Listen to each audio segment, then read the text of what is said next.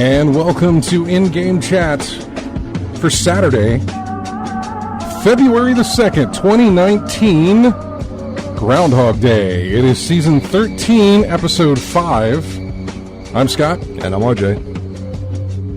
Matt will be joining us very soon, if not, I don't know, real soon. He's texting something right now. If you'd like to get in touch with us, our phone number is 334-272-9228, 334-272-9228. Check out ingamechat.net for all the links to get in touch with us. You can find us on Twitter at ingamechat. You can also find us on Facebook there as well. You can email us, everyone, at ingamechat.net. We are streaming the cam right now over on Twitch. Go to twitch.tv. You can just search In-Game Chat. You'll be able to find us, watch us live. Well, I guess go to ingamechat.net. Links are all right there for you. And you can join us live while we broadcast in the chat room. Before we get started, where did the water come from? Why is there water on this? Is there water on this thing? Shouldn't be. I don't know. Anyway. There we go. Huh.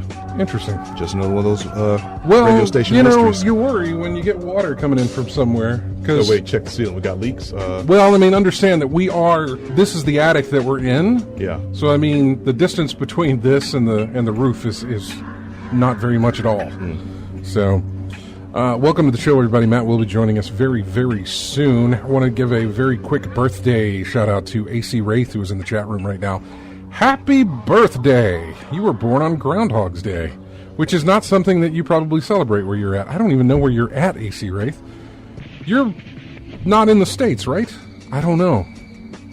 He's going to tell us, and I'm going to be embarrassed because I don't know where he's at. AC Wraith is in the chat room. K.E.A. Yolan is in there. Lethal Migraine, Moltile, Skinny Seahorse, STM Fuller, and Thar66 joining us in the chat room right now. Oh, you're in upstate New York. Why did I think you were British or something? I don't know why I had that thought. But okay, you were born on Groundhog's Day, so happy birthday. Matt is now here. We get up. If you wouldn't mind. I'll get him. Be right back. I wouldn't, if you wouldn't mind letting him in, letting the poor boy in. Anyway, Matt is on his way. So, welcome to the show. This is what it's like if I have to do it by myself. Well, great show, everybody. Hope you have a wonderful day. Oh, by the way, look at that. See that? That thing right there? If you're looking at the camera. See, this is the thing. If you're watching on camera, you can see what we're doing. You can see what I'm talking about. I got a thing. I have a sty in my eye, and it's really, really annoying. It is very, very annoying, and hopefully it'll go away. Very, very soon is what we're hoping for here. So, anyway, welcome to the show, everybody. To talk about what we played while Matt gets set up and RJ gets settled in again. I played Destiny. That is it. That is all I played. There is a new exotic quest. I am running that exotic quest now. There are about, 7 steps in this exotic quest. The first step was to talk to the Drifter, get the information from him. The next step was Did it start you out with the Crucible kills already or something? You had to go do something. And I don't remember what it was, but it wasn't much of anything at all. Another one of them tedious task things. Oh, man. Oh, man. Oh, man. Oh, man. Oh, man. Oh, man. Yes. Please tell me at least it's worth it in the end. I don't know. I'm not done yet. Oh, I thought they'd let you know what... Oh, well, the gun you get, or you get the last word. The hand cannon from D1. It's the last word is the fan fire, the fan... hand cannon? I'm sorry, Matt, I don't have your thing on. And I'm Matt. Yeah. The hand cannon with the... What is it called? It's not fan fire. Is it fan fire? Yeah. That's what that is? 1800s Wild West type fan shooting. Yeah. Bam, bam, bam. Yeah, watch them old westerns where the bullets never run out. They never reload. Yeah. That's the gun you get in this exotic gun. Okay. It reminds me, what was that other one? It was something I used when I had a hunter. It was like Sunshot? that. No, it was an old Western type hand cannon. You going back to D1? Yeah. No, this is in This is in Destiny 2? Destiny 2. It was like I know the one you're thinking of. It was a revolver, Truth or something. Dark Orbit had it. Some other variations had it. There's always like 4 or 5 variations of the same gun in this game. But it was a revolver, and it hit pretty hard on this thing. I think you're thinking of I think you're thinking of Truth, because it looked like an old timey Western revolver. You'd have to look it up. Yeah. To see what that is. But I'm working on that quest, so I don't remember what the first step was. The second step is you have to get I don't know how many kills in Crucible, but you got to extend it. It's a percentage point. Yeah. And you get that up. And so a kill gives you like 2%, but a death sets you back 1%. So but you had to do it in the Crucible. Yeah. Not too hard with Mayhem going on, actually. I found a strategy late in my playstyle, which was basically go as a tethered hunter, find out where the heavy is, or kind of like, depending on what map it is, where everybody kind of converges to. Every multiplayer map has a point of conversion where this is just where everybody essentially ends up and the firefight happens until spawns get flipped and that sort of thing. Basically go and sit outside there with a good view, good angle. Depending on your distance, bring a sniper. Otherwise, do a pulse or something hard-hitting, hand cannon, something like that. And then I would keep an eye on your map, or your radar. When that red starts getting brighter or more full in the radar, fire off your tether and hopefully grab some of them in, and then just pop them from behind. Everybody in Mayhem is just running around waiting for their super to go so they can fire it off. Well, if you're not that person, if you're just hanging back in the wings and just waiting for people to cross your line of sight, you can just knock them out. So I did fantastic on the match that I actually finished off my thing. I was trying to think, if you're accurate and you got that golden gun with 6 shots, maybe you can do some damage that way as well. You totally could. The tether I used only for the fact that if other people killed them, if they were trapped in the tether, it counted towards me. It's not just, by the way, it's not just your deaths, it's also assists. Okay. So even if you got a shot in on a guy but somebody else killed him, you'd still get the point for it, and you would still get the progression. So going with something that is a tether where people get trapped in it, not only accredits you for the kills, but also gives everybody else a chance to go after the other team. So that was the strategy for that. Once you're done with that, you have to get 25 precision kills on Hive. It's a whole thing. The next step requires like 4 different things. 25 precision kills on Hive, 3 heroic witches rituals, the ones on Titan and the ones on Mars. Yeah. The one that I'm surprised some folks still don't know how to make it legendary. Oh, heroic? Yeah, I know. Or how many heroic, you need to get 15 lost sector clears. Okay. Even ones you've done before? You can do it. Yeah, you can do the same one over and over again, and it doesn't matter. And the other one sends you back into the Crucible. You've got to get a combination of medals, and I can't remember the name of the medals, but they all refer to you getting revenge. So a person that kills you... Revenge kills, yeah. Yeah. A person that kills you and you kill him back, you get a medal for that. A person that killed your teammate and you kill them, you get a medal for that. Either of those things, you have to get, I think, 25 of those, whatever. Yeah. So requires Crucible play. What's after that is a mission. There was a mission in between those, by the way, that you had to do, which wasn't very drawn out. It was pretty easy to do. The final mission, I don't think, is hard, but I don't know. I'm not there yet. It does kind of skew the normal way that you're used to doing that mission. But I haven't read up too much on it. So I don't know. We'll see. That is all that I have. That is all that I have played. To I know Lethal Migraine's excitement. Matt, what have you been playing? Resident Evil 2. All right. That came out, and I'm loving it. I'm playing through as Leon the first go around, and yeah, it's familiar enough, but different enough. If that makes sense, I don't know. I'm just really enjoying it. So I pick it up, play a little bit more. I'm down in the sewers now as Ada. That's been a lot of fun. I've been watching some speed runs and like people going through like Leon's campaign, like the first campaign, in an hour. Yeah, I mean it's geez. I know it's possible, but it's required if you want to unlock the unlock those special weapons. Yeah, the unlimited ammo. Because I would love to have that unlimited ammo, but you have to beat the game in like 3 hours. It's possible. If you look, just it's no. If you're running into a problem, it's nothing YouTube can't fix. Just watch a speed run too, and you'll see how they do it. Yeah. I think with Leon you get the infinite rocket launcher, and I think with Claire you get the infinite minigun. If you go through hardcore, under 2 hours with 3 saves or less, and you can't use a bonus weapon. You have to use the default weapons in there. I think that's the requirements for it. And like in the chat room, it's technically they say it's not a remake; it's a reimagining because it is slightly different. How is it slightly different? What's different?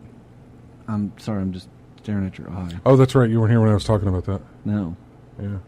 Wow. Anyways, birth defect. Birth defect? This is my brother Michael. Okay. It was, I thought you were supposed to, grown. Yeah. No, that's sty. Yeah. It's just I know it is, but like when you just like look over and I wasn't expecting that, I'm like, oh, whoa, hey. Yes. Don't stare at it. Don't stare at it. Oh my God, I'm staring. Moly. Yeah, exactly. But no, it's slightly different. I think the layout's slightly different. Zombie placements, stuff like that. I don't know. It's just I'm enjoying it. For all intents and purposes, it's a remake. Yeah, it really is. I know, but there's and I'm not necessarily defending Lethal Migraine. They're saying it came out around 1990, and people buying remakes is why actually, all we get these days is garbage. 98. If we're going to be pedantic, but no, you know what? I don't mind remakes of classic games. Depends on how they're done. Especially if they do it depends on how. Yeah, if they're done right, they're great. I got very tired of the HD remake syndrome that came out. I think not only late last generation, but mainly this generation. Yeah, where it's like let's just take these. Let's take these PS2 games. Them, right. See, this is different. This is a complete right. When it's from the ground up, then I am all for that. No, and I agree with you. When they can do what Shadow of Colossus does, then that's great. Exactly. Yeah. There's some games like I would love a remake of Outlaws. Because that was an old shooter, but it was sprite based. It wasn't even this before we even had polygons, so it was a sprite based shooter. So I'm like, yeah, I would do that, but have it just change up enough. But what was another one that was done really well? Shadow of the Colossus was one that was done remarkably well. Wasn't there another one that was that got the remake treatment that was done? I think I have a feeling there was, and I'm drawing a blank right now. I can't remember which one it was, or if it was even one.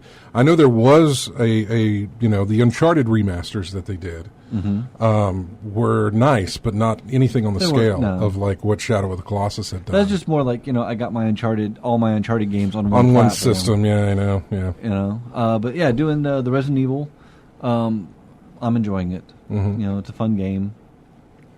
Played more Elite Dangerous with Kevin. We are making money. We're saving up for a federal Corvette. So we spec'd out, like we went on one of the websites and we could like spec out a ship, see how much, like with what you want on it, how much it's going to cost, and it'll cost us about $400 million to totally do the ship that I want. Right now, I'm sitting at 337 mil, and I mean, like a week and a half ago, I was at about like 10 mil. So we've been like hammering it for money. It's like mining in that game since they redid the mining, especially the deep core mining mechanics. Man, we were making like money like left and right. And what would normally take us an entire week of doing, conflict zones or bounty hunting, we could do in a night, easy. So that's it's been fun. Really, those are a little bit more, picking up, Assassin's Creed Odyssey, just doing a little more than that. But really, it's just those three. Waiting on my copy to come from the Google Stream thing. I haven't gotten the email yet either. I haven't received anything on it. I'm gonna go to the forums real quick. Somebody did send got in touch with Ubisoft through a tweet, and they responded saying, just keep an eye on your mailboxes. All right, but it would be nice to know that they're out, so I could check my spam folder or, whatnot. Hey, about Elite Dangerous, there are no microtransactions in that game, is it? Cosmetic. Just cosmetic only? Yeah. Okay. I did buy a little bit on the store for the microtransactions where my lasers are now green and Kevin's are blue. And we do that mostly just so if we go into a skirmish with a conflict zone where everyone's firing it every which way, I can see the blue laser and there he is. I know where he's at. Oh, so same with the green laser, he knows where I'm at. It looks like a G.I. Joe episode where it was like red and blue everywhere, right? Yeah, something like that. It can potentially be that way in a big firefight. We're not playing in the public. We're playing on private, games, and so the default laser I think is like orange, and so all it is just orange everywhere, just orange. So when you see like a flash of blue, I know, hey, that's Kev. Okay. And also I picked up a skin for one of my ships just to make it look different. So the point I'm trying to make is that the grind for money doesn't feel tedious as late with late games nowadays. It's not as bad. Yeah. The big thing that we're coming across now is not necessarily the money, because with the new mining mechanic, we're making money like you would not believe. But in order to get the federal Corvette, you had to be a certain rank with the federal, the alignment. So you had to have Fed rank of Rear Admiral. And that's what's taking the time. Okay, that's the one. You have to take the missions, that give you reputation bonuses, and the higher the rep bonuses, the more that goes towards your standing, your Fed rank. But I'm about like halfway. Is that really? Does it feel really grindy? It depends what you do. One way that they had it, where you could pick up what's called data missions, where you stop at one port, you get a whole bunch of data, which doesn't take up cargo space, so you could stack like 20 missions up on one go, and then like if they're all going to the same destination, you just stack up 20 missions, fly to that destination, offload them, stack up 20 missions, go back to the original place, just back and forth. And Kevin did that for the Imperial ranking.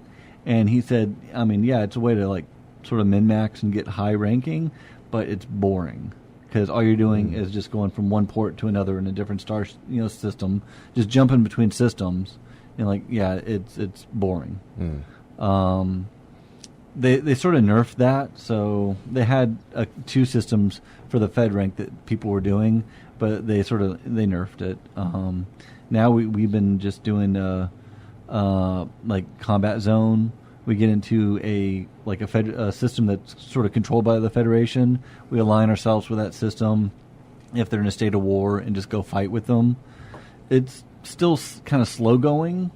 So I don't know. We might just start doing a space Uber where we have like a passenger ship and load it up with passengers and just do passenger missions. That's a quicker way of getting reputation ranks. Okay. RJ, what about you? Very little this week, but worth it. I've been playing nothing but Resident Evil 2 this week. Having a good time. I'm really having a really good time with that. I was going through with Leon first, and I did a bit of Claire's B path, the second run that's unlocked after running the first part. Have you been shooting the raccoons? Yeah, I feel that's the way to unlock the combat knife with infinite health. I've missed some. Yeah. So I'm gonna have to go back since I'm in the sewers now. I'm gonna have to get the stuff to go back and backtrack. Mm-hmm. My playthrough right now, I'm already at like 5 hours. Mm-hmm. So I'm not gonna make on this go. No. I'm definitely not gonna get S ranking. No. But at least this way I know the map. You know. Yeah, that's the point. I'm sorry. Go ahead. I said the point of me playing it through the first Trump run anyway is to know where everything is, what I have to do, when I need to do it, so that I go through a speed through. Mr. X was, oh my goodness, he was just like, he was relentless. I don't remember him being that bad in the PlayStation 2. Well, heck, they got more to work with now, and I thought he is relentless. In the PlayStation 1 version, the original, I thought you could shoot him down and he'd be gone for a good while. No, you shoot him down in like 30 seconds, he's back up. But he takes a break. Yeah, and I'm like, oh, whoa, no, I'm running. Yeah. Oh, Who did you guys pick for your first playthrough, or for I went as Leon. Leon was my first run. Yeah. PC Gamer article says 79% of Resident Evil 2 remake players chose Leon for their first playthrough. That's the first option it gives you. Yes, the first option it gives you is Leon at the very top. And I have played Claire through the second. I'm playing with Claire now through the second run. And I've heard people talk about how it's a little easier to go through with Claire. Mm-hmm. But really, Claire has that grenade launcher. I guess has a heck of a lot more pop than a shotgun. Yeah. So what I'm wondering is in the locker room, the weapons storage room, first floor, yes, next to West's office, I unlocked all the stuff. I found the extra keys. So am I not going to get those the hip pouches? When I go through as Claire? The only thing different, the only thing different to me when I went in there was the shotgun is replaced with the grenade launcher. Okay. And instead of the shotgun rounds in the locker room, you have flame rounds. Okay. So that's the only difference to me. So in the B run. All right. So in the B run, all right. So Leon A, Claire B. So you could still get the hip pouches and everything. They're still. I don't see why the hip pouches would be different from either character. But yeah, the hip pouches are still in the locker room. Because if Leon takes them the first go and then she's going through, I would think they would be gone because I grabbed them in my first round. Mm-hmm. That's why I was just wondering if because I think they kind of said that your decisions in the first will affect the second playthrough. And I'm wondering, well, I grabbed everything I could. So does that mean Claire's not going to have anything? No, there's something there for Claire. Okay. I mean, hey, look, if that was the case, who put the grenade launcher back where the shotgun used to be when Leon went through? Marvin, who's a zombie at this point. Zombie Marvin's like, no, we need to put this up. Housekeeping. No, don't put too much thought in it. It's just a different run through with different stuff to pick up. Now, I think there was one hip pouch that I didn't see. That was where that I saw in Leon's run. Okay. In the area with the maiden statue. I could be wrong. All right. The maiden statue. Yeah. That you had to use the. Leon has them. Leon has it in his run through. But when I went in that area with Claire, it not there. Wasn't there. All right. With so the C4. There may be some difference there. Okay. The C4 was there still fine. You still had to get the detonator and the battery, but the hip pouch wasn't there. Yakuza. You play that? Yeah, for the remake. Those were.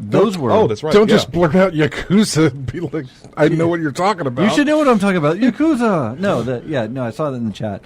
That was a series that I think was a good remake. That's right. That is good. Yeah, that is good. That is a good one. But yeah. But anyway, yeah, I was at the point where I'm at with Claire. Mm-hmm. Maybe possible spoiler territory if careful, folks. Seen it. So. There was a part in there, the same part with Leon, where you had to control Ada. Okay, yeah, right? I'm doing that right now. I'm controlling Ada. In Claire's run through, a B side anyway, probably going to be an A as well. You had to control Sherry. Sure, yeah. Sherry Birkin. Yeah, Birkin. And believe it or not, one of the hardest things I had to deal with was dealing with Chief Irons. That hide and seek because his area is locked. The heart key is locked with Leon. It's locked with Leon. Yeah, Leon doesn't have access, won't have access to the heart key. Okay. But Claire won't have access to the club key. That would make sense. So there's alternate paths that you could take. The You blue still get and in the rooms, blue and the red, because those are their colors. The green and the green, I guess, is for both. Well, no, club key is green. Oh, is it? Yeah. Which one's blue then? Spade key. Oh, okay. Yeah. Never mind. Yeah, but well, there goes that theory of mine. Yeah. But I couldn't. I had the hardest time getting through that area, the hide and seek part, because it was very generous with Irons' flashlight. So the moment you get seen, he sees you, and that's all she wrote. You're trapped. Yeah. And that's a game over, and you have to start over. But eventually, I was able to get through it. I think it took like 4 or 5 attempts I had to do to get that. I had to map the area and those failures that I made to see where to go in order to hide from them. And puzzles. I mean, Resident Evil was known for those tedious puzzles. Yeah. And some of them were pretty time consuming. So for a speed run, like, I got to know what I'm doing. Which one did you think? Which one would you say? The Leon's run through to get the flamethrower. Well, I haven't gotten there yet. Well, you have to get these plugs. These plugs based on chess pieces. Yeah. And there's a room with 3 pieces. You have to plug them in the right spot to get the doors open to walk through the area to get out of there. And that took me a minute to get through. It didn't help that the place was dark. So I'm having to like map the area, like hit the map, try to go back in there and go back and forth, and it was got a little tedious, but I was able to get through it eventually. But outside of that, I'm really liking the game. I really like playing through it, and I don't mind playing it again. Especially of course you don't. Doing a doing a run through on hardcore to get those other weapons unlocked. So. I felt really dumb because I was like, "How do I get the Magnum? How do I get the Magnum? Where's the Magnum? Where's the?" I felt dumb. Yeah, you got to examine every item you pick up. Same with the key for the car for the shoulder, Leon's butt stock for his gun. The stock for the Matilda. Yeah. Yeah, which I don't use. Huh? I wouldn't use that. Really? No. Why not? Bullets. I'm not wasting bullets. I'm not hitting the trigger and then 3 bullets come out and I need to. I only wanted 1 to come out. Hold those thoughts. We're going to take a break. Okay. Because no, I don't want to kill that conversation. I want you to finish this not necessarily argument, this debate of bullets. Yeah. Debate of bullets from Resident Evil 2. Bullet debate. Yeah, exactly. I want you guys to do it. Anyway, we're going to take a break right now. There is no single theme for the music that you hear. It was a new game release, and I want to thank John, who I sent out a tweet yesterday asking if anybody was playing Sunless Skies, which released this week. And our buddy John, who used to get us music all the time back before YouTube was a thing where I could get music from, he hit me up. It's like, I'm playing the game, and I was like, I need some tracks. So he got us our tracks. So we'll be right back with more of In-Game Chat. Here's music from Sunless Skies.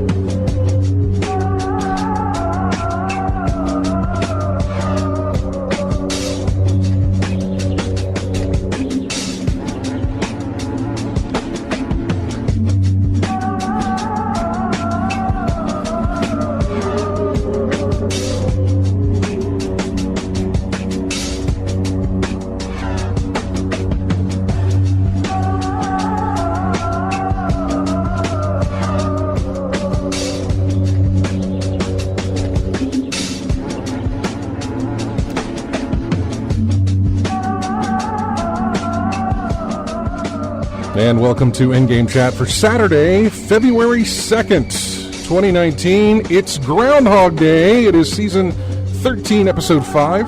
I'm Scott. I'm RJ. And I'm Matt. And if you'd like to get in touch with us, our phone number is 334-2729-228. 334-2729-228. Check out ingamechat.net for all the links to get in touch with us. You can find us on Twitter at InGameChat. You can also find us on Facebook there as well. You can email us, everyone, at ingamechat.net. We are streaming the cam right now on Twitch. Go to twitch.tv, type in In-Game Chat in the search bar. You'll be able to find us there. Or just go to our website, ingamechat.net. There's links right there for you to use. You can join in the chat room live while we broadcast. Hang on. There we go.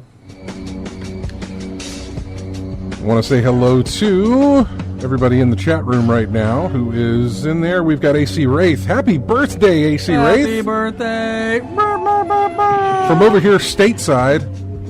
Turns out he lives in New York. Okay. I totally should have known that because I think I've had this issue before. Apricot Droop Fruit. Commander Root. Express Lol. Kaolin, who's playing Anno, by the way. Yeah. The new Anno 1800. Nice. Lethal Migraine, Multile, Polizzi, Positivity Bot, Skinny Seahorse. Oh, Positivity Bot, I think, is just a bot. Skinny Seahorse, SCM Fuller, Thar66, V and K, and Virgo Pros in the chat room with us as well. Thank you for all joining us in the chat room on this Saturday. Yep. So, bullet discussion. Back to your conversation here. Okay. Yeah. I found the large It's like gunpowder. we never left. Yeah, large gunpowder, yeah. And so I've been rather judicious in my shootings for the most part. So I've got like over 70 rounds of just handgun ammo. Mm-hmm. So I'm like, I think I'm okay for now. So I haven't really done much with the buttstock. I upgraded Matilda, with the choke and the buttstock. Well, I found that you got the option to take that thing off, and You I do. preferred taking that thing off because I didn't like pulling the trigger and 2 to 3 bullets came out. I didn't like that at all. That's wasting bullets. I mean, if I wanted to deal with zombies, the most efficient way to do it is one shot to the head or one or two shots to the head to make them reel back and then run off. I've been going like kneecapping them. It hasn't been efficient. If I had a Magnum Yeah. or something else, one shot in the knee would do it, but then you wouldn't use a Magnum round for a zombie anyway. You shouldn't at all. No. Now, I've seen speed runs with people doing that, but I I'm not have required to do that. Yeah, with like the speedrun I saw, like it just like pop them in the head to stun them and then run past. Because they can't grab you. It takes them a minute to recover from that, and then you can run around them. Yeah. But yeah, that's the main reason I didn't put the gun stock on the Matilda. I mean, when I pull the trigger, I want one bullet to come out, not 2 or 3. And now there's a lot of bullets around there. Yeah. I think you can still squeeze it with just only one because I think I've single shotted it. But if you hold it down, then it'll go 3 rounds. I think. I don't know. To be gingerly with the trigger button. Yeah. I would not use that. I mean, when I hit the trigger, I want to make sure that Plus, it registers. I guess, and also, not to defend your position on this, because I like the buttstock, I use it, but it does take up 2 spots now. Yeah. That's another drawback. That's another drawback. And I also upgraded my shotgun to where it holds 8 rounds. Yeah, which makes it longer. It takes up 2 slots in that one. 2 slots in that, yeah. But again, it's not as reloading as much. Yeah, but it makes it more, and it makes it more powerful, so it is worth it. Yeah. In the end, after that, at that point. Yeah, if you could just like headshot them with a shotgun, what I should have done is I should have used that large gunpowder with the yellow to make high grade. Yeah. High grade shotgun. High grade. Make a lot of shotgun shells. Yeah. I should have done that, but I didn't. Mm-hmm. I wish I was ready to do that with Magnum rounds. Then that'd probably break the game if I did. If that was available. If that was allowed. Yeah. What? Now, for the infinite ammo, that's not for all guns, right? It's just for specific guns? I don't think so. I think it's for that specific weapon for on the hardcore run through. Because I've seen some people with like the handgun with infinite ammo. Or is that something on standard? I think maybe that's S on standard. Maybe S on standard. Maybe that may have something to do with it. I think S on standard may give you the infinite handgun Samurai Edge, I think. Yeah. The infinite Samurai, bless you. The special Samurai Edge? Yeah. The one with the pre-order bonus, or it just unlocks it. I'm not sure, but I did the pre-order and I got Leon. I mean, not Leon. Was it Jill? There's and Jill, Chris's? There's Jill, Chris, and Wesker model. I didn't get Samurai the Wesker Edge. one. You had to pre-order the deluxe edition. I If you didn't pre-order get the that one. regular edition, you got the Just Chris those and two. Jill. If And- you pre-order the special edition, you got the Wesker. I was Wesker using version. Chris's until I upgraded the Matilda, and I'm like, oh, no, I'll just use the Matilda instead. Dragon Phoenix in the chat room says my biggest issue with RE2 is the bullets feel like Nerf darts. Or is there no power behind them? Especially in hardcore. Especially in hardcore, yeah. I can it believe takes that. more pops to down a. I do like when you could shoot their leg off and they're just like on the ground, and just run around them. Heck, the knife would do that. Yeah. Code. Remember who here's played Code Veronica? Oh yeah. Code Veronica, you could take out like 4 zombies in one swipe low and make them fall to the ground and run past them. The knife was so valuable a tool in that game. Now, which is probably the reason they nerfed it in this one, because if you knock down a zombie and you can take the knife with a few swipes, you can take a leg off, and then they can't get up and chase you. They'll be crawling around. But the bullets are not like guaranteed to like do too much damage. I mean, headshots aren't. If I'm not mistaken, I think headshots are effective, but they do the same amount of damage as you would a chest shot. I think so. Yeah. But aiming for the head makes them real. Is more likely to make them reel back, and gives you a chance for a critical shot that makes their head pop, and you can eliminate them altogether right there. But it's a slim chance. On hardcore mode, it's worse. Are you playing through on hardcore the first time? No, not the first time. No, like I said, hardcore. I want to go through after knowing the map first. Yeah. So, my second playthrough, I'm going to go on hardcore, which introduces the ink ribbons, which I'm familiar with. Yes. And less bullets. But on hardcore mode, I can see how it'll probably be 4 or 5 bullets. If you try to kill a zombie, it's going to be at least 4 to 5, maybe 6 bullets. If it's headshots, to probably take them out. Take them out that way. And something else I always thought about with this game as well, that the people who are new to Resident Evil, especially those who were born after the game was released, Yeah. they're probably not used to the type of resource management that this game requires. Yeah. Because I've seen a lot of people frustrated with the game, despite how good we feel it is. A lot of people get frustrated with the game and really get annoyed at not having what they need when they need it. That's the survival part of the survival horror. What I'm trying to say is that the folks who are new to it probably Yeah. never had to deal with that level of resource management before. Conserving bullets. To see what we talked about with the Matilda. Yeah. Why I don't want to use the stock on the end, because I want to save as many bullets as I can. So you see a lot of people getting upset about it and knocking off their grades on the game because of that reason and that reason alone. I've had it a few times where I'm in an area and I've been picking up everything that I can, and then like here's an item that I need, and like I don't have any spots. Yeah, And I'm like, that's something else too. Something else you got to worry about. Yeah, do I want to drop this item, which I don't need? Do I really need these boards? Because some windows in the game really don't. I think you don't need second to board up. floor. Can you board second floor windows? I don't know why you need to, because what's going to get in? I don't think you'd have to. Yeah, but I didn't know if that was an option to. I don't think so. I mean, all the boards I was fixated on was the one in the west station and the east west station. hallway, west. Yeah, because if you don't board them up, you will always have a zombie coming in through that window if you don't board it up. The area where the interrogation room is, you want to board that window up, because there's a zombie always smacking on the window and always going to come in if you have to go back to that area. And this game is all about backtracking, so you're going to have to go back and forth in some of these areas. So you want to take care of those windows, the ones where the zombies come in at, especially. I did find out that that area Mr. X won't go into, the interrogation rooms. I'm trying to think how it Those works. are safe spots, I believe. Yeah. There are some rooms he will not go into. The clock tower was another one. Clock tower he won't go in, but he had all the opportunity to. Yeah.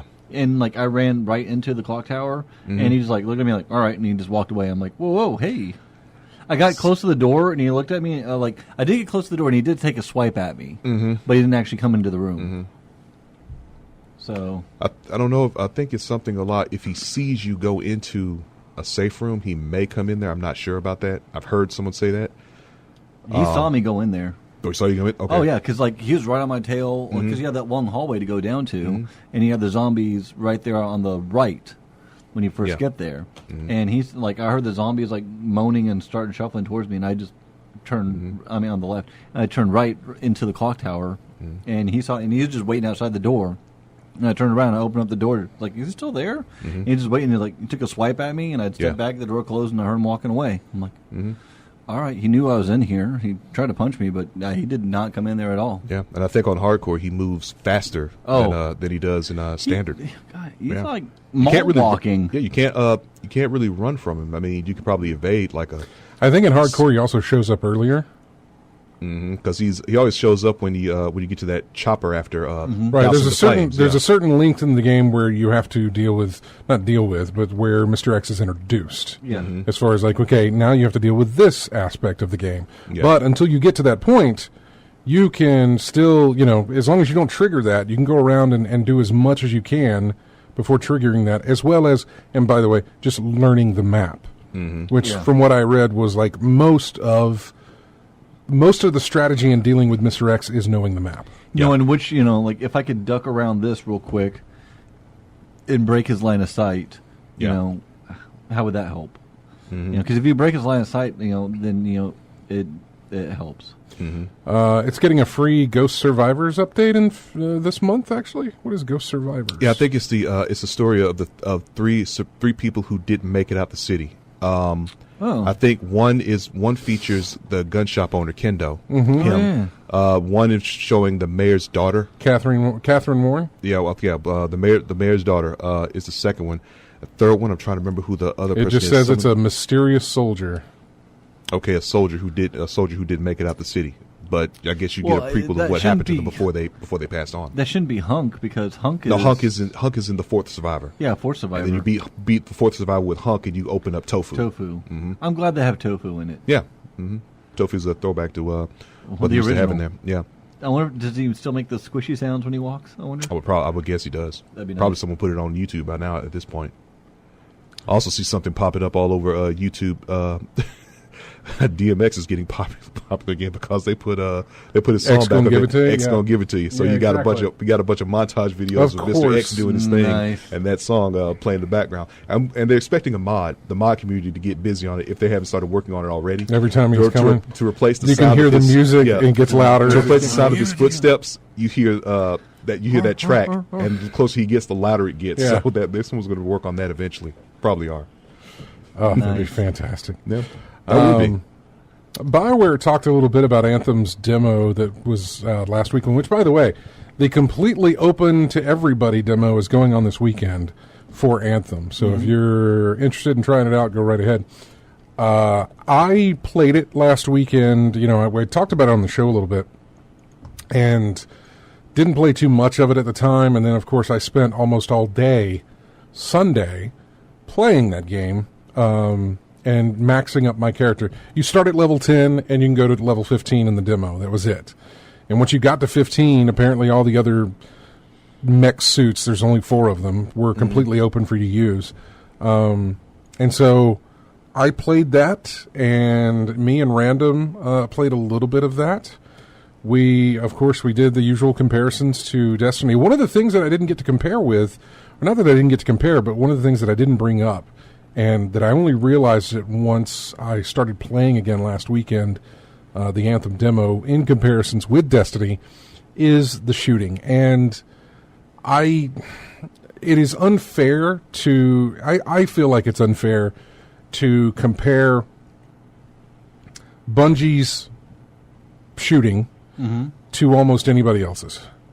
Bungie's shooting is the reason why I will still play Destiny when I have nothing else to do. Yeah. It is just fun to go around and shoot things. I wouldn't call it unfair. One is better than the other. It is, but Bungie, it's always been that way for Bungie. It has always been that way for Bungie. And I have played plenty of games, nobody can replicate whatever that feel is. Okay. They just can't do it.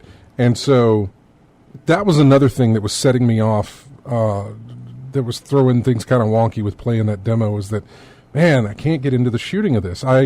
In Destiny, it's like, you find you line up your target, pop, you guy's gone. In this, I can go through a whole clip just waiting, or, just taking down whoever's out there, just spray and pray. Is a lot of what it was. A lot of the guns don't allow that pop, pop, pop. The pulse, the scout rifle, the scout, the sort of thing like that. It doesn't offer a lot of variety in the way the shooting is done. Yeah, the guns are different and they've got different stats, but it's still a lot of shoot a bunch at this one space, reload, and keep shooting until it's dead. I'm trying to think about is it something like Borderlands? A lot of different guns, but they all performed like pretty much the same? Yeah, I can't really tell you too much because, again, I was only working between levels 10 and 15, and I never got anything beyond a blue. And I have no idea if anything beyond a blue is offered in the demo because, again, you're relying on RNG loot drop to get something that is really amazing. So I really can't say, but of all the people that played that demo last weekend, there was pretty much nothing but this thing still needs work to come out of it. This thing still needs work. And plus, I read some more previews because a lot of people got to, a lot of journalists or whatever got to play the in-game content. They got to go in and start playing with a max level character doing some max level tasks. Right. And they said there really is no in-game here yet.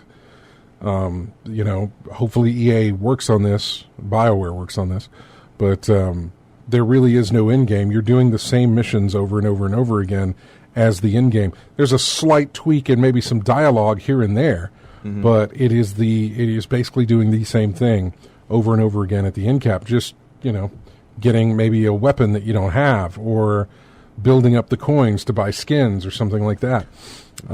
So they said that there really isn't enough in-game there.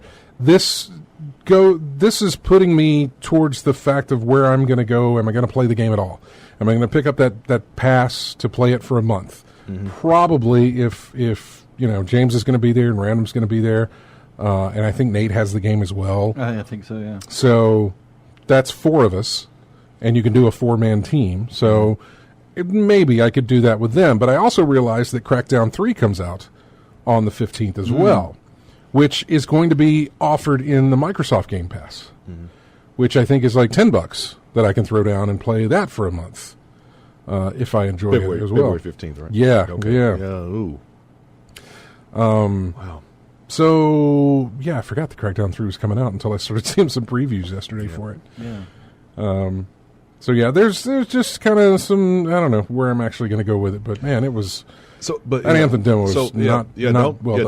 Don't feel it's not fair. I mean, if Bungie's shooting mechanic works for you, that's what if it's good for you, have at it. Yeah, there's Kaolin saying that it Anthem bored me, at least the beta. I have to have a reason to play. I can't just max out. And I said, I talked about that. I felt like my actions weren't. I couldn't. Obviously, I was thrown in completely out of context of what I was doing. So what I was like, I don't know why. Why are these guys? I don't have any story as to who I'm fighting. Is this some alien race that has taken over? There's nothing there telling me anything about what's going on. Where's the motivation? They just have red health bars that deplete when I shoot them. So those are the guys I need to shoot. About the weapons, right quick. Yeah, go ahead. Was there any variation? What variations of weapons did you have? Like machine gun, rifle? There was, there was machine gun, heavy pistol, I think it's called. It's like a Magnum, I guess. I mean, it's a hand cannon. Well, I'm sorry, I'm using Destiny words again. It was a handgun. Okay, but it was like they called it pistol, the pistol, and I think there was like a regular pistol, and there was heavy pistol or something like that. I played as a Colossus, so a lot of my drops were geared towards me, the Titan, basically the tank. There were shotguns, sniper rifles. Like I said, machine guns. I think auto rifles, not auto rifles. They were like SMG type stuff. Sounds like standard fare for a shooter. I mean, yeah, I'm trying to think if there's anything like it was. Like I said, my favorite weapon in Destiny of all types is a scout rifle. So anything that shot like a scout rifle in this game. Yeah. Oh, Dragon Phoenix says the demo is locked to blues. Okay, see, that's why.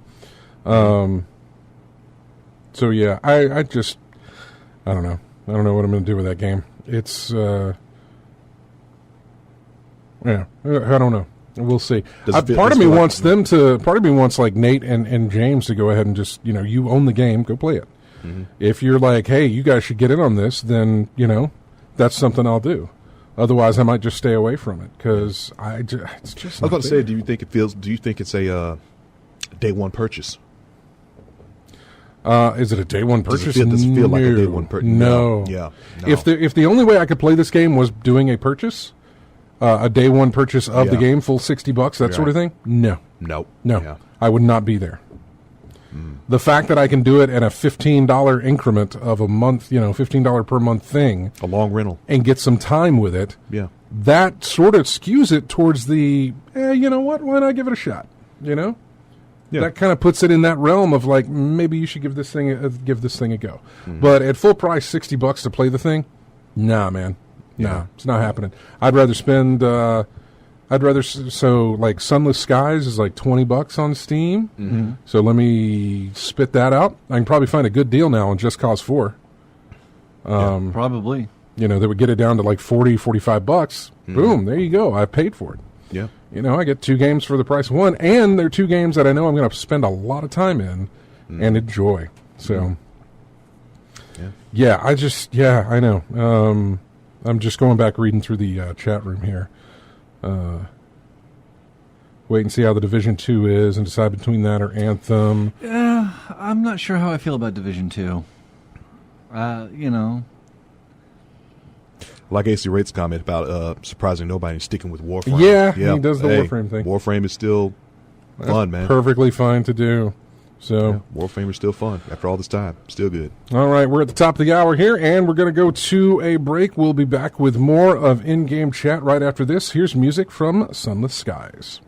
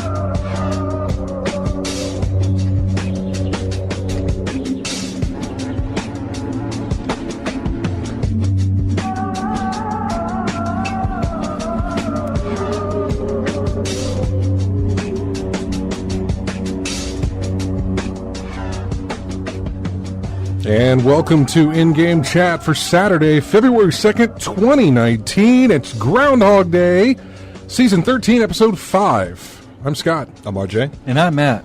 If you'd like to get in touch with us, our phone number is 334-272-9228, 334-272-9228. Check out ingamechat.net for all the links to get in touch with us. You can find us on Twitter at InGameChat as well as Facebook. You can email us, everyone, at ingamechat.net. We're streaming the cam right now through twitch.tv. Go to twitch.tv, type in In-Game Chat in the search bar, and you'll be able to find us and join us live while we broadcast, and also join us in the chat room while we broadcast. AC Wraith is in there. Happy birthday, AC Wraith. Happy birthday. Need a sound effect. That's like the What is air that? horn. Oh, the air yeah, horn. the air horn thing. Yeah. Yeah, that. I tried. A New Hope 93 Me, Apricot Droop Fruit, which is a fun name. Yep. It reminds me of Gerst Snort, I think, was another Yes. one that I enjoyed. Commander Root, Dragoon Phoenix, Express Lol, Host Giveaway, we're not doing that. Kaolin, Lethal Migraine, Multile, Skinny Seahorse, STM Fuller, Sworzo, I think, Thar66 VNK, and Virgo Pros. Welcome, you guys, to the show. Let me do this real quick. Yeah, that's enough. All right. Okay, so wanted to move into some Metro talk here. It was an interesting week where Metro Exodus, as it was announced, would not be available on Steam. Yep. And the only place you could get it for PC was through the Epic Games Store. Yeah. And this was an interesting thing. A press release from Deep Silver explained that the game will return to Steam a year after release. So on February the 14th of the year 2020, Steam will have Metro Exodus to buy. Other than outside of that, it's just a time delay. It's a yeah, exactly. It's a timed exclusive. I think is what they call them. For those who bought physical boxes, what are you going to get? Well, they sent out another tweet explaining that when you get your physical box, it will come with an Epic Games Store key, not a Steam key. First off, I haven't used a lot of the Epic Games Store other than getting free games. Yeah. So I can't really attest to its ease of use or any way of using it or that sort of thing. Steam has been king when it comes to your online stores and your launcher and everything else for everything that it does. I've used Epic Game Store for Shadow Complex, and that was it. Well, that was back when the Epic Game Store didn't look like what it looks like now. It didn't get that overhaul. It was horribly janky back then. And I can't say that it's not janky now. I haven't used it other than to get my free games. That is it. So it's still behind Steam in what's the word I'm looking for? Epic Game. You mean in what, usability? I mean, yeah, usability or whatever. So Steam is still king, right? I mean, I think so. Yeah. Yeah, Steam is still. King. Well, I think Steam is still king for a lot of people, only for the fact that all of their games they've been buying on Steam. You know, Steam's been around a lot longer than any of the others, so their library is massively huge on the Steam platform through PC. Personally, I have no allegiance to it. If a game says, "Hey, we're not releasing on the Steam store, we're going to release through something else," okay.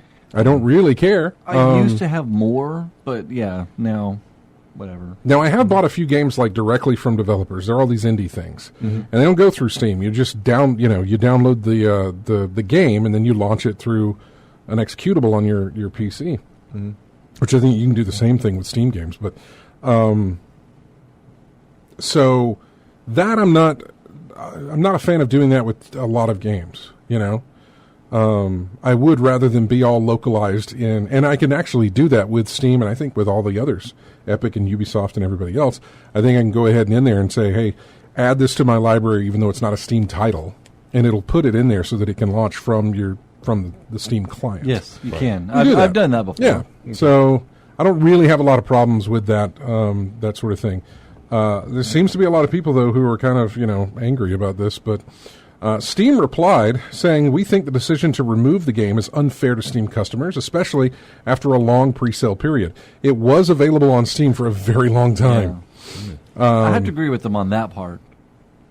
"We apologize to Steam customers that were expecting it to be available for sale through the February 15th release date, but we were only recently informed of the decision and given limited time to let everyone know."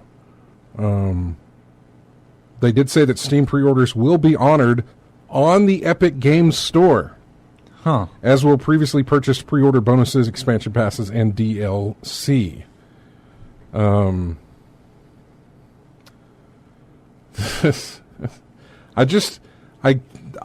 They must have gotten money.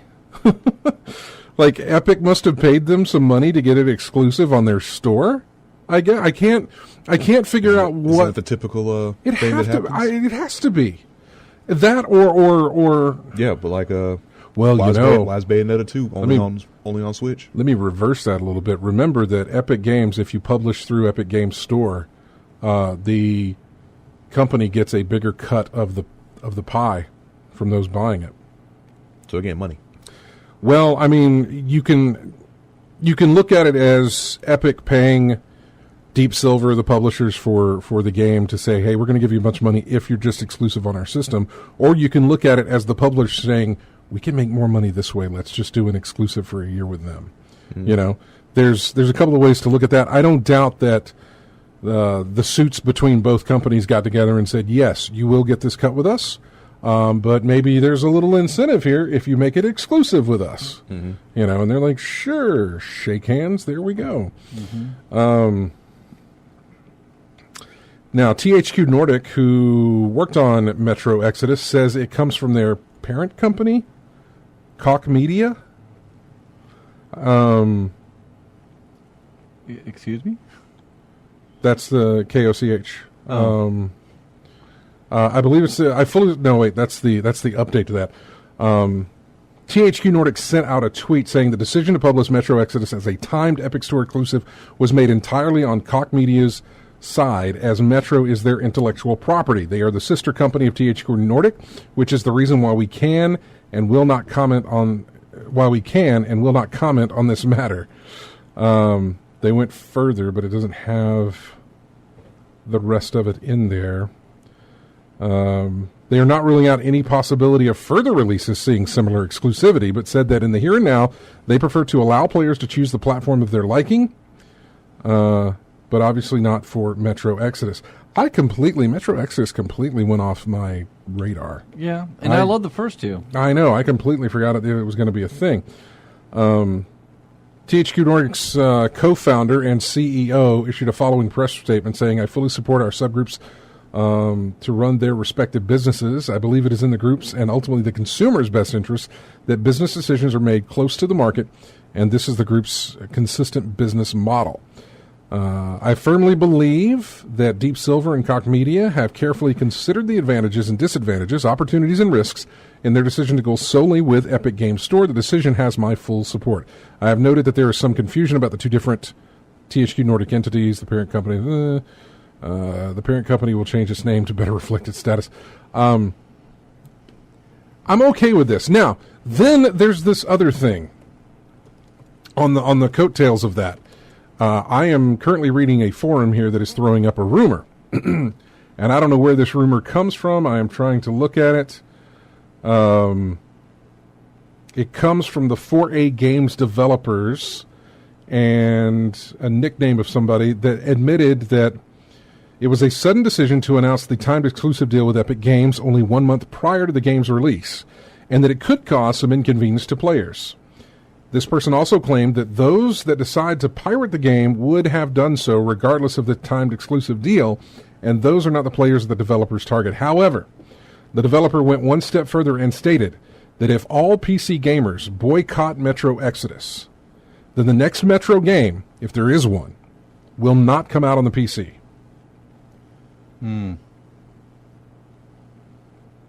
How many PC sales can guarantee the continuation of the Metro franchise on the PC? This side is the place where a lot of ex-Stalker devs were usually hanging around and discuss stories about... but again, this is not official position of 4A Games. It's just a personal opinion of one of the developers. This is where this story kind of came up earlier today. That this rumor came out that if the sales are bad on PC, then they won't release again on PC. That's not good. It's a strange thing. Yeah. To go in that direction and pull that card. The delinquent in the chat room says Steam's monopoly should be challenged after all these years simply because they have grown fat and lazy in quality control, customer service, and basic support. They need a kick in the pants to seriously do better. than what they are currently doing. All I can think of is, that's a bold strategy, Cotton. Let's see how it plays out. No, it's perfectly fine. He's not wrong in that. He's not wrong in that, because I think about EA when with the first year they got the exclusivity license from the NFL, and the first thing they put out was Madden 06. Well, the other thing you can look at, which was a grease fire, compared to their. The thing is that none of these groups hold their ground. Maybe Epic is going to do that, and I don't necessarily applaud Epic. I have no idea. Again, I haven't used it to know if it's a decent storefront type thing or a client to use through launching your games with. But the fact that they came in guns blazing with their here's the cut that you'll get as a developer when you publish through us compared to what Steam's giving you. No, we're willing to cut that through and let you guys take home a big chunk of change with your game. That's perfectly fine, because all that's going to do is tell Steam, look, your move now, on that. I don't care where the game is. I'm going to get it where I get the lower price. Yeah. And if there is no lower price, then I'll likely just pick it up on Steam if it's there. So it's but I do welcome that, because that means there's more options for people to have. I remember when Ubisoft and their Uplay client and EA with their Origin client, they both started pulling their games from Steam, and you could only play them on their client. Right. That, I don't want to say that didn't last long, because it did feel like it lasted a while, but eventually they reverted. Eventually both of them, in some ways, reverted, because I know, well, EA may not have. I don't think EA changed. Does EA ever change? Well, what I'm saying is, A Way Out, that game, you can only play it, you can only get it on Origin. The Origin store. That was released only way through. Mass Effect 3, I think, is still something that's only on Origin. So EA didn't necessarily back out. I think that they reverted, though, games that were previously available on Steam, they put back on the Steam store. I want to say Burnout Paradise was pulled and then put back. I know it was pulled. Yeah, but I know Ubisoft did the same thing. They pulled all their games, then eventually they said, no, we'll give you the option to play it on, you can buy it through Steam, you can buy it through us, whichever way you want to go. They gave that option. Epic doesn't necessarily have a lot of games that would be available on PC as far as like a big, massive library of titles, especially compared to EA and Ubisoft. But if they're throwing up the you get a better cut with us type thing, that's an incentive for more developers to go that way, and more publishers, I think, to go that way as well. And the only thing Steam can do is drop it to match or go even lower. And there's a certain low that you can only go to where it's like, okay, we don't get anything. You get 100% of whatever you sell on our store. And I don't think either one of them will ever get to that point. But, they'll get down to their bare minimum, and they'll stay there. Or they'll stay at the prices that they are, but they'll offer different incentives. Like, not only do you get the cut that you're going to get here, and yes, it's less than what Epic is offering, but we're going to give you this, and who knows what. I have no idea what kind of incentives would pull developers there. But we'll see. I have no idea. A lot of talk in the chat room here. Can't repeat that on the air. Yeah, Thar 66, just like GOG got a good boost because of the Witcher stuff years back. You're exactly right. EA didn't change, but UV never actually was Uplay only. I remember some Assassin's Creeds were only on Uplay for a bit. I think so, yeah. And then they changed, yeah. Maybe it was Black Flag? Or was it... I forget. The one after that. After that was the real Syndicate, successful Assassin's Creed ones? Any of the real successful? How Black? Which one was the bad one? Y'all talk about 3. 3 was the bad one. Oh, 3 was the bad Rogue? one. 3 was the bad one in my time. As far as 3 still beats Rogue as far as being the bad one. But I was still on console playing that. Okay. I was still on the PS3 playing that thing, or the Xbox 360. I can't remember where I played that. I think the PS3. But yeah, so it's just interesting to see this and to see it so soon before the release of the game. To have that come out, it doesn't bother me. I'm not playing the game, so I mean maybe there'd be a difference here, but again, I can't attest to how well the Epic Games client works. as far as with your games and stuff. So I have no idea on this, but let's go to the phones and talk to Chris. Hey, Chris. What's going on, y'all? Oh, not much. What's going on with you? Same here. Just doing this and that, playing this and that, and just taking it easy as usual. Mm-hmm. Oh, well, I was thinking, RJ, Matt, and Scott, did y'all ever hear about the thing about the new re-release of the Tales of Vesperia, about the big collector's edition you could get through the company that produced it? No. Did you get it? Well, I was thinking about it and forgot about it, and but of course it sold out in their stores. But of course the big collector's edition you could get through them came with a metal case, and they were all the same no matter which version you got on the different systems. Even the Switch version came with one, but they were all the same throughout the different systems. So for the Switch version, you got a case that would hold a disc instead of the cartridge game. Oh, okay. I see what you're saying. Uniform across the board. Yeah. And like really, like what good does this do me? I don't. I don't have a CD copy of the game, and nothing to put in there. It was just the collectability of it. In that case. Hopefully, maybe I can find one on the PlayStation 4 with. I guess that'd be the version I'll eventually get anyway, since I could make use of it. Yeah. So it was just the steel case. What else came with it? I don't really know. I didn't really do any research, and a video popped up on YouTube, and what's this about? What's this about? And then, okay, wow, really? Yeah. Anything? They didn't say anything about price, did they? The prices for that big collector's edition is like $100 from the retailer that made it. Yeah, $100 is typically some steel case and maybe one little thing extra that came with it, maybe, or probably some pass or code or something else that comes with it. $100. You really don't start getting into the statues and things like that until you get to the, I guess, $150 to $300 range. Yeah, kind of like that one with Mortal Kombat 11. When that debuted, they had the. I'm trying to remember. It was 300. Yeah, I think it was $300, right? Yeah, $300 for the big special edition with the scorpion mask. It's a nice scorpion mask. Yeah, it is, but not that high. Not that high. No. I like that. I like the steelbook though with the solid black with the Mortal Kombat logo. That did look nice, but I could pass on the mask. So $100, you probably won't get too much. Probably the steelbook and a little, maybe something else, but that's pretty much maybe an art book or something like that. But yeah. I'm not seeing a lot of art books come out, physical art books anymore. Like when I got Horizon Zero Dawn, it's the first time I ever saw an art book digital, a digital art book, really? But no physical art book. I didn't see that. I don't know if that's a trend that's starting, but I remember the days when art books was like a physical art book in your hand you could look through, but now I'm seeing digital ones for coming out lately. Yeah, be nice if they revert back to the old ways and just give you more stuff. Hold on to. Yeah, but one is cost less to produce than the other. That's for sure. Yeah.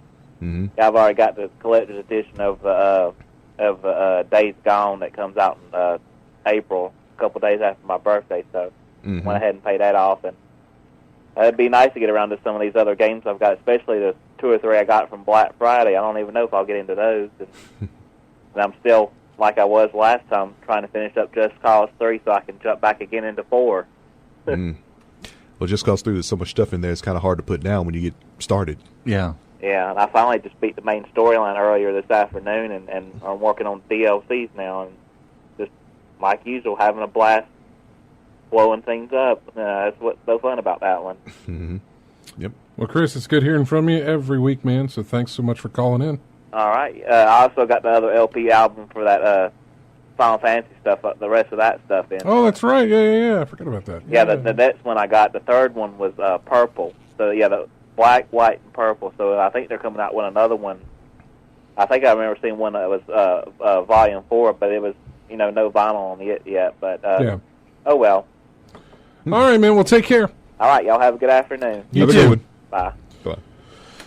All right, see, a few more minutes here left. The Delinquent goes back in to say, the game dev environment is slowly changing. The false concept fanatical Steam users, meaning not all, consistently spew out that game devs are nothings and nobodies without Steam, and the game devs can't survive without it is just absurd. The mindset is slowly changing. That's why more new game launchers keep popping up.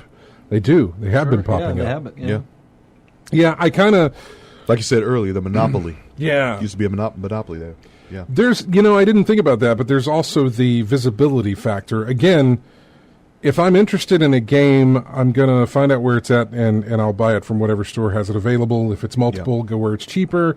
If not, then, feels like it's kind of splitting the whole thing again, but go where there's more people playing it, I guess, if it revolves around that. But on my PC, I keep Steam open, and so I have my library all right there. Yeah. Games that aren't on that even like other platform games, like for other launchers, if I don't put them, I kind of in a way forget about. Yeah, it's like out of sight, out of mind. Yeah, it's like exactly. Because for me, you know how I'm not really a PC gamer, but PC games to me are synonymous with Steam. First thing I think about with PC games is Steam. Well, that's where I don't know many other. Epic Game Store, but the only ones I know about for PC games is what y'all mentioned. Yeah, I have Origin. Epic. I never think about it until I have Uplay. I have the GOG universe. I got Steam. Even the Microsoft. Well, that's where my head was going a minute ago, was to think about. So Epic comes in and says, "Look, we'll offer you lower cuts. Come publish through us." Right. Which is not an exclusive deal that I know of. They don't say that you get this deal if you only publish with us. They're like, this is just the deal you get with us, so put it on our store. I don't know what that cost a dev to put it on the store, if anything. Maybe it doesn't cost anything at all. They get the cut. I don't know. With Steam, though, I'm trying to think of a good way to kind of compare this to.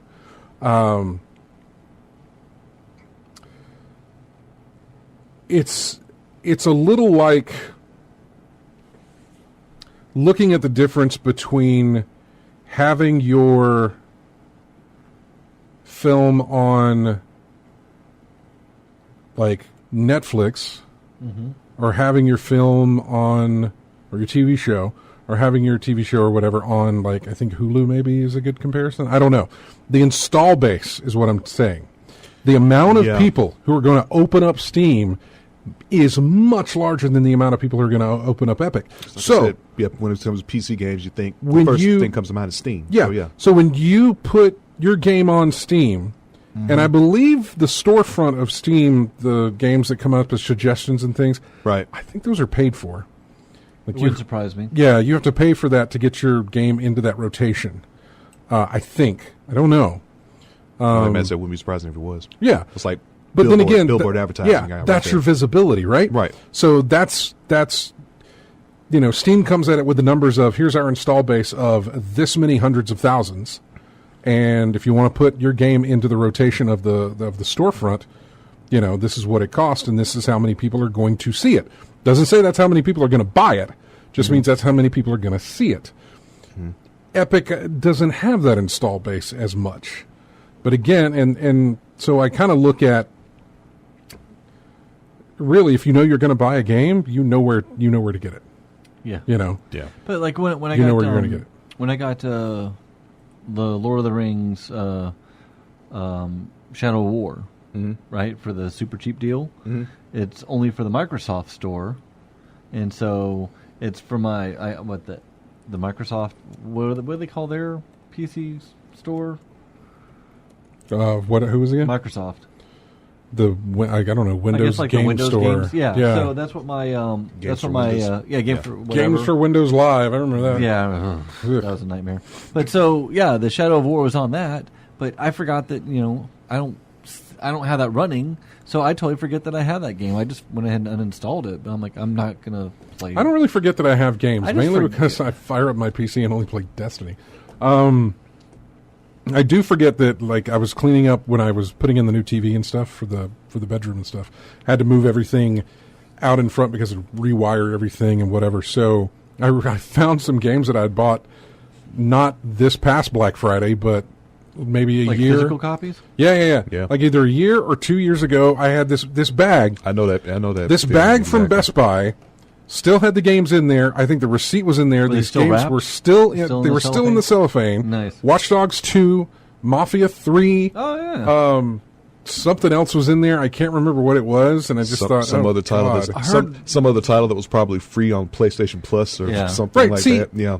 I forget more that I have physical games than I do have downloaded games, especially from console standpoint. When you log into PlayStation, it's all right there. Yeah. What you've downloaded and what you played recently. Yeah. But and I'm more prone to just fire up something that I've already downloaded than I am to get up and change out a disc. Yeah. On the PC side of things, I don't really get any of that kind of in-your-face sort of thing every time I fire up Steam or any of the other game clients of, here's your library. It always goes straight to the storefront first, if that's what I'm doing. And lately, the only thing I'm doing is firing up the Battle.net app and then firing off Destiny. I haven't played a lot on PC other than like Hitman and stuff, which I've totally forgot about the Elusive Target again. Is that over? I would imagine it is by now. How long do they typically last? I think about a week, maybe. 1 week? Okay. Yeah, and it was last week that I y'all were talking about it. Either Friday was the last day or today is the last day, and I'm not going to get around to playing it today. So I don't even know the map. I don't know anything. It's just I'm way behind on that, and I shouldn't be, but I am. I'm looking more because deals are starting to pop up for Shadow of the Tomb Raider, which there have been deals. The DLC. Yeah, there have been deals before, but more deals are starting to pop up for that. I'm keeping an eye out for Just Cause 4. A game that I passed on when it released, but did want to play. Just wanted to wait for it to, drop. How did that sell, by the way? Shadows of the Tomb Raider. Oh, Shadows? Mm-hmm. I don't know how it sold. I know that it got a lot of controversy because people were because they dropped price real fast. Yeah, that's what I was thinking. Because all these sales, because it's still relatively newer. In fact, title, it got review bombed on Steam because of that price drop so fast. People were giving negative reviews. Metro Exodus is getting negative reviews on Steam. Mm-hmm. They are bombarding it with Steam negative reviews because of the exclusivity, which again, I don't. No, we can see why the things are coming on. Like, I get that people for Shadow have of Tomb Raider. I'm trying to figure out why. Yeah, I understand that people have their preferences of, I guess, what launcher fires off their game. I get that's a thing.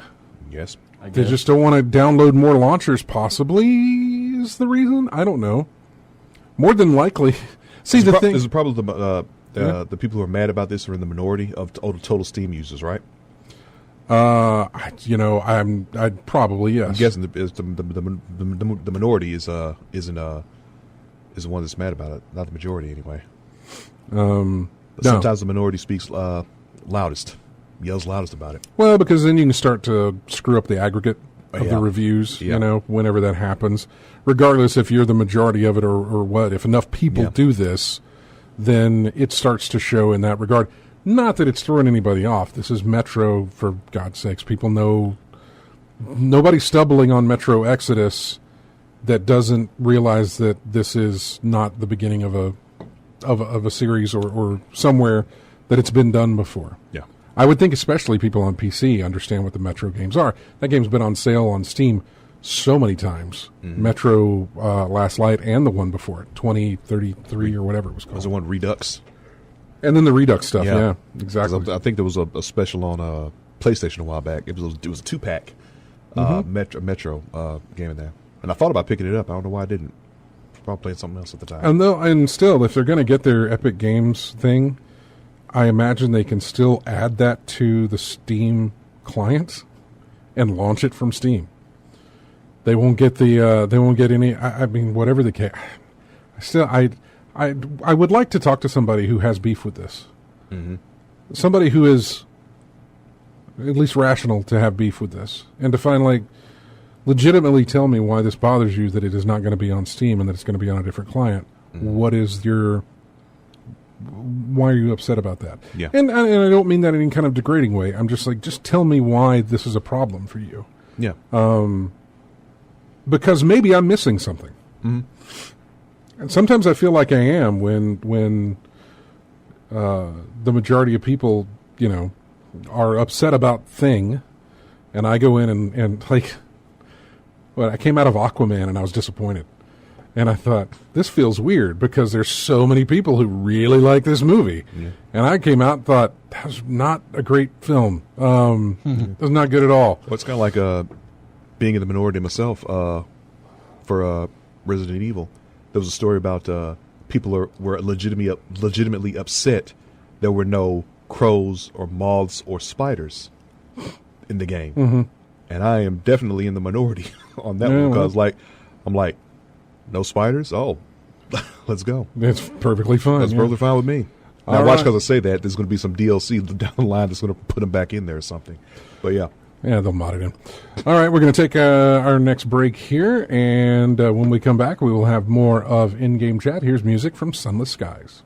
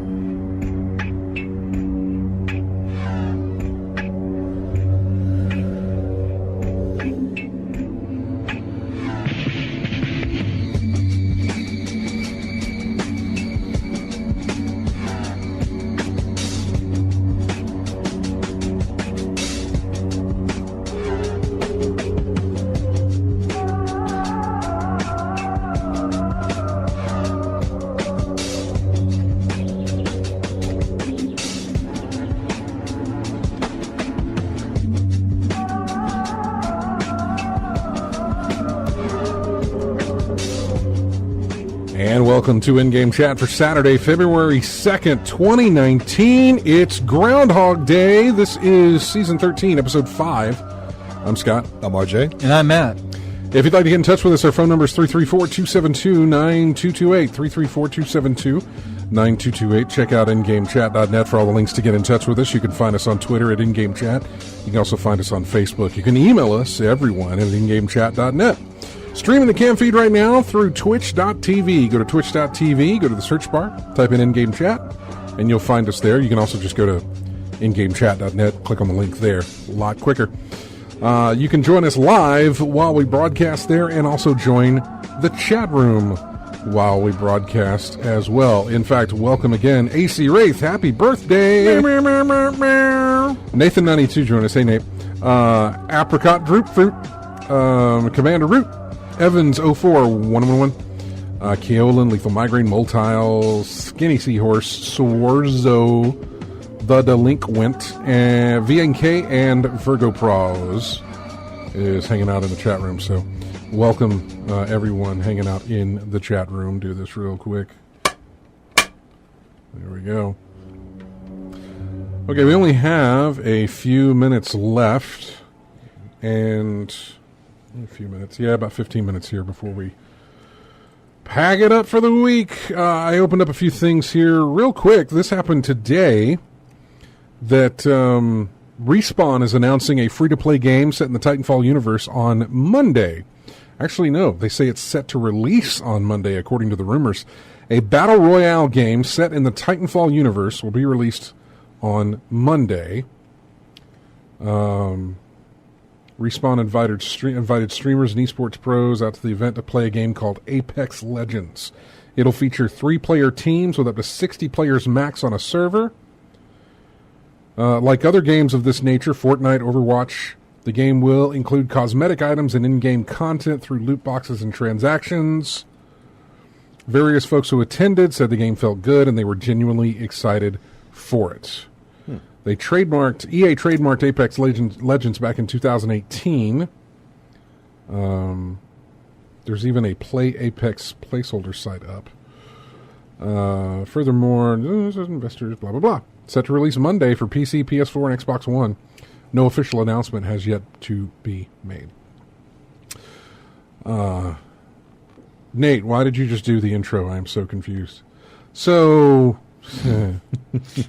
if you go to my Twitter, if you go to our Twitter page, last night I said that I was having an idea about the show for today, and I said, "I want to confuse Nate." You're right, exactly. Here's the idea. No, I had an idea for the show, but I also remarked that the last time I had an idea for the show, I played a certain version of a Super Mario song over and over and over and over again. It wasn't the same one; it was a different version, but it was the same song. Just different versions from different Mario games. And that was a bust and something I said I would never do again. I would never have ideas again.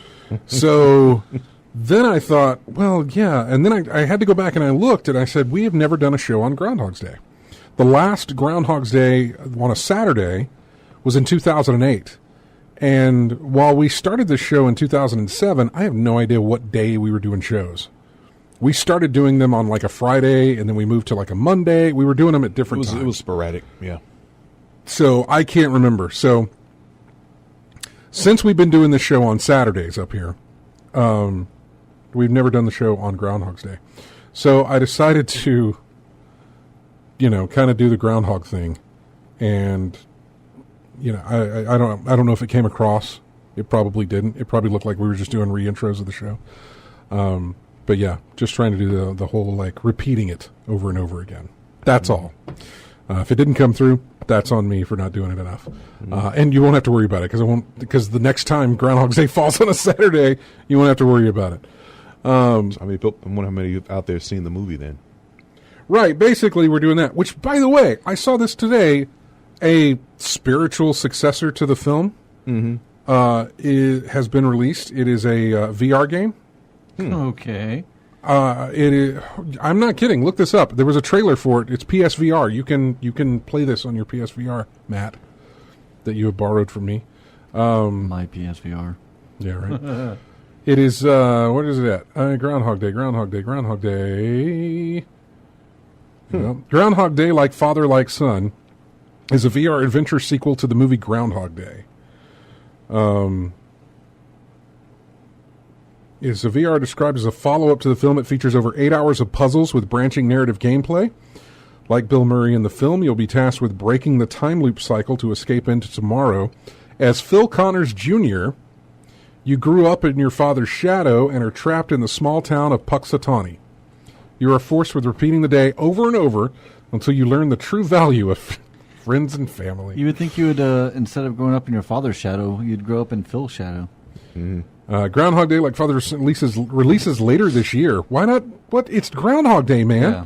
Release it today. I am sorry about my eye. It's really giving me some issues right now. I'm just going to close one. This is going to be weird.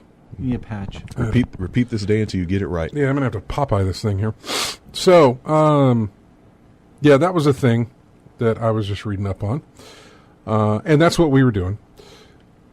A couple of other little quick hits here. Let's see. GameStop is running a promotion in Germany, Austria, and Switzerland where anyone buying a used PS4 or Xbox One controller gets a free copy of Fallout 76. Why would you want to do that to them? Okay, so it's dropped to controllers now. Yeah. Used controllers. Used. Because I remember the story where they were like, it was a big store in Germany. It was a big store. I'm sorry, it wasn't GameStop. It was a big store in Germany. They were giving away a free copy of Fallout 76 if you bought the console, the Fallout 76 console. It's not even a used copy. It's a brand new copy of Fallout 76. You just need to buy a used official controller from either system. Wow. Yeah. Wow. Used to be a time they just dropped the price to get rid of stuff. Now they're just... It's going to get to the point, we will pay you. You come into the door? Yeah, you come into the door. Hey, welcome to the GameStop. Here's a copy of Fallout 76. Yeah, welcome to GameStop. What system you got? Yeah. Oh, we got a copy of this for you. Here you go.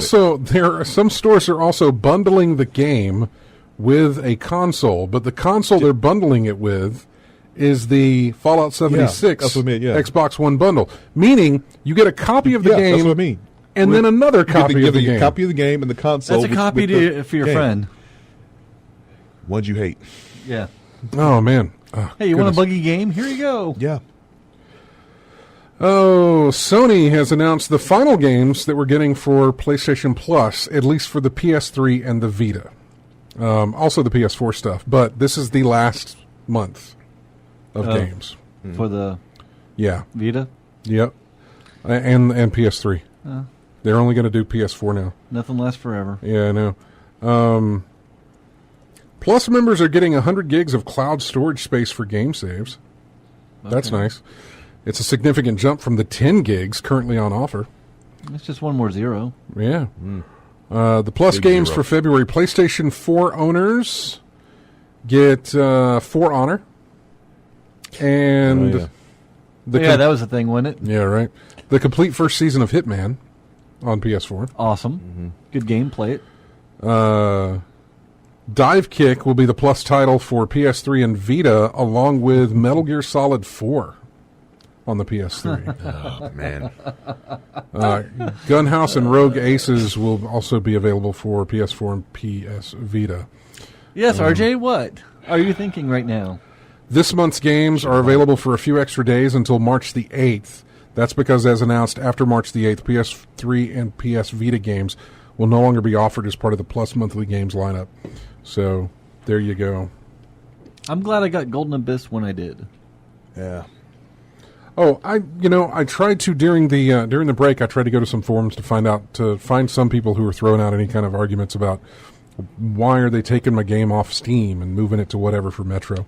Just wanted to see what their complaint was. Yeah, I couldn't find anything yet in that amount of time.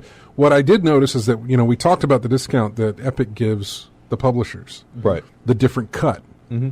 Well, to that end, the version that you buy on the Epic Game Store of just the regular version of the game is $10 cheaper than what it was available for on Steam. So instead of $60, you can only pay $50 for that. I'm not saying $10 is that pushes you over the line of, hey, I'm getting this thing now. Regardless, but I'm just saying that there is a notable difference. I had said that I would go wherever the cheaper price is whenever I want a game. Right. If that's the case, if the cut that they're getting off of this is cheaper and they're sort of, passing the savings on to you, and I'm getting it for a cheaper price, that's where I'm going to go. Yeah. And I'm totally fine. Yep. But I couldn't find anything about that. The other thing that happened this week that I thought was not strange or odd or whatever the case may be, but I wasn't expecting it, and it didn't seem like there was any reason to think it would ever happen, but Quantic Dream kind of broke away from the Sony exclusivity now. Really? They are going to start making games for both systems, for multi-platform. So, well, that'll make Lethal Migraine happy. Right, yeah. Loves him some David Cage. He's a huge fan. You should see his David Cage shrine. Quantic Dream are no longer developing games exclusively for the PlayStation platforms. Oh, let's see. This is from Eurogamer.net. It follows a series of controversies for the studio. Most notably, the allegations of an unhealthy studio culture reported a year ago. Quantic Dreams labeled the extensive report as a smear and then quickly began suing the journalist who published the story. Wow. Only thing that has reached court so far is a employment case. Who quit due to conditions at the studio. Quantic Dream lost that case. Quantic Dream's boss David Cage said it is leaving PlayStation exclusivity behind was a new beginning for their company. They've instead secured funding for future projects from Chinese mega publisher NetEase. This is the same company who has put money into Bungie's new Bungie's new game, not Destiny related. Yeah, I knew that name sounded familiar. Yeah. And they're also working on the Diablo mobile game. Our objective is to be present on all platforms with an audience that can enjoy our experiences. We will, of course, continue developing on PlayStation, a platform that we know very well after having worked with some. So, yeah. I've always, outside of developers who are owned by Sony, when you look at something like Naughty Dog, which even Naughty Dog, I think, could actually break away at this point, could try and find a way to break away. I know Sony practically owns them, but Bungie was practically owned by Microsoft before they split. So, I mean, it's not unheard of for a company to cut ties. Right. I don't think Sony will ever let that happen. They're like, no, you want to leave? Here's more money. Stay, Make it worth your while. Yeah. But I've always been, again, I guess this kind of goes back to the Steam store thing where it's like, put your product out there on as many ways people can play it, so that it benefits you, because then you get seen and possibly played by more people than you would if it's just people who own a certain system, So, yeah, it's fine. Bayonetta 2. My bedroom ceiling is just a giant Quantic Dream logo. On the walls. The carpet in my room is a Quantic Dream logo, too, because why not? Well, at least your dog can, pee on it. I'm pretty sure he has, like, one of those, like, life-size pillows of David Cage. Oh, yeah. All right, folks. Pillows, yeah. Well, that is going to wrap it up for us. Just kidding, Lethal. We love you. Thanks, everybody, for joining us in the chat room, as well as everybody listening on the stream and on their radio. We appreciate it to everybody who gets us each week from iTunes or if you get our show for later use. We do appreciate it. Thank you so much. Go to ingamechat.net. You can join us on Twitter, Facebook, subscribe to our YouTube channel, and if you're on Steam, we've got a Steam group you can join up with. We got our Discord on that you can join in there as well. It's pretty tightly locked, but if you can find one of us online, we can get you in. As well as, we got our Destiny 2 clan. We're all over the place, so whatever the case. God, this eye is just killing me. I hope I'll be back better without this growth, and you guys have a fantastic week. We leave you again with the opening of the show. No, with more music from Sunless Skies. Thanks so much for watching, everybody. Have a great week. We'll see you next Saturday.